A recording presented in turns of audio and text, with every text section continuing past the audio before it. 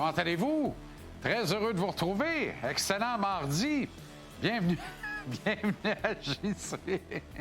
Et plus raisonnablement, et la technologie, depuis 2 jours, nous fait faux bon. Grouillez pas de... Gardez bien ça. Suivez la magie. Follow the guide. Suivez le groupe. Bon!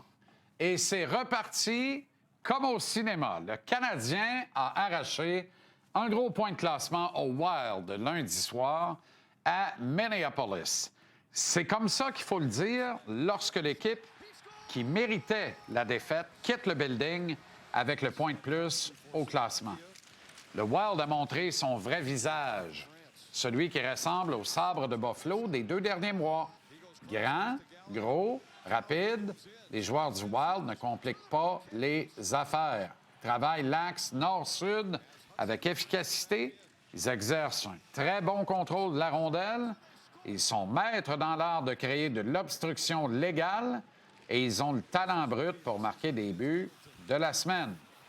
Concernant l'obstruction en prolongation, Joel Eriksson-Ek est immobile sur la ligne bleue et heureux de faire contact avec Nick Suzuki, qui lui recule dedans.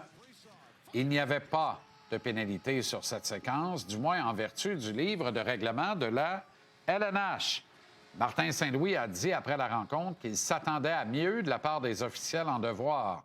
La question était louable, c'est vrai, mais la réponse tout autant. J'aurais par contre aimé qu'on interroge le coach quant à la présence de Philippe Danault sur la glace en prolongation.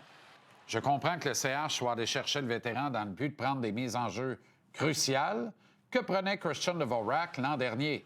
Mais Devo avait habitude de rentrer au banc rapidement suivant le dépôt de la rondelle, qu'il a gagné ou non la bataille contre le centre adverse. Philippe est demeuré sur la glace hier. Il n'a pas eu vraiment l'occasion de rentrer, c'est vrai.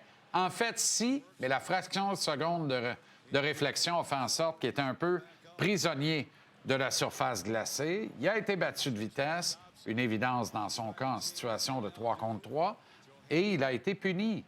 À la base, si le coach voulait à tout prix gagner à mes enjeux, indépendamment de gauche-droite, pourquoi ne pas déléguer Jake Evans, qui a terminé sa soirée de travail avec 91 d'efficacité en gagnant 10 mises en jeu sur 11 pendant la soirée.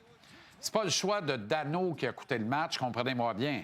Je pense que ce dernier était perdu bien avant cette séquence. L'énergie manquait au groupe hier soir. Les jambes étaient lourdes et les erreurs d'assignation trop nombreuses. L'exécution, elle aussi, était hasardeuse. Et au final, la meilleure équipe a gagné, mais le CH a subtilisé un précieux point qui lui permet de demeurer accroché au tableau top 3 de la puissante section Atlantique. Une division qui ne va rien pardonner au retour de la pause olympique. Assez pour nous demander est-ce que le tricolore a ce qu'il faut dans son coffre pour survivre au dernier droit de la campagne en mars et en avril. La démonstration a de nouveau été faite hier soir. Oliver Kapanen fait définitivement ses 22 ans et surtout ses maigres 74 matchs d'expérience dans la Ligue nationale. Aussi bon va être Kapanen, et je le crois, lorsque le Canadien va soulever la coupe, il va être le 3e centre hiérarchique de l'organisation. Kirby Dach, lui, semble démontrer les aptitudes pour bien compléter Nick Suzuki et Cole Caulfield, du moins en attendant l'arrivée d'un Michael Age et d'Alexander Zarovski. À l'instar de mon camarade Danny Dubé, je prendrais moi aussi un gros défenseur droitier, un vétéran robuste qui bloque des lancers et qui a du millage en série de fin de saison. Mais avant toute chose, je tenterais d'acquérir un vétéran pivot pour le loger au centre de Slavkovski et Demidov. Ce genre de joueur qui aurait sauté sur la glace après Nick Suzuki en prolongation hier soir, le profil parfait pour redonner l'élan de production de Slav et Ivan à égalité numérique. Il y aura gel de transactions à compter de 15 heures demain dans la LNH. Une date limite avant la vraie date limite qui est le 6 mars prochain. Ça va être trop tôt, je pense, pour Gorton Hughes, mais les emplettes doivent se poursuivre. Que s'est-il vraiment passé à Nashville entre Barry Trotz et la haute direction des Prédateurs? Est-ce que celle-ci veut une reconstruction et Barry s'y oppose? Si tel est le cas, je souhaite à Marc Bergevin d'obtenir ce mandat intéressant Et si Big Mark n'est pas choisi, alors il y a un coup à jouer pour le Canadien. La cible, je suis fatigué avec ça, hein? Je relance Ryan O'Reilly.